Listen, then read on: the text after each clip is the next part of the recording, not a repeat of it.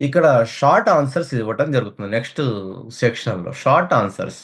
ఇక్కడ చదివింది ఎంతవరకు వ్యక్తీకరిస్తున్నాడు విద్యార్థి, ఎలా వ్యక్తీకరిస్తున్నాడు, ఎలాంటి భాషను ఉపయోగిస్తున్నాడు, గ్రామర్‌లో ఏ విధమైనటువంటి తప్పులు దొర్లకుండా రాస్తున్నాడా లేదా అనేది ఇక్కడ వ్యక్తీకరణ చూస్తారండి ఇక్కడ.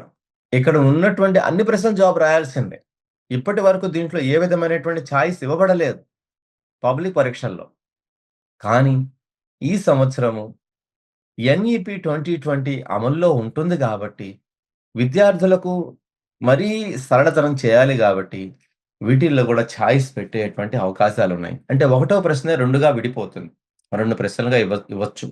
రెండో ప్రశ్న గూడా 2గా విడిపోతుంది. అంటే ప్రతి క్వెషన్ రాయాల్సిందే. కానీ ఆ క్వెషన్‌కి ఇంకో క్వెషన్ సబ్ చాయిస్ ఇవ్వటం జరుగుతా ఉంటుంది. దానికి అనుగుణంగా ప్లాన్ జేసుకొని చక్కగా చదవండి విద్యార్థులారా.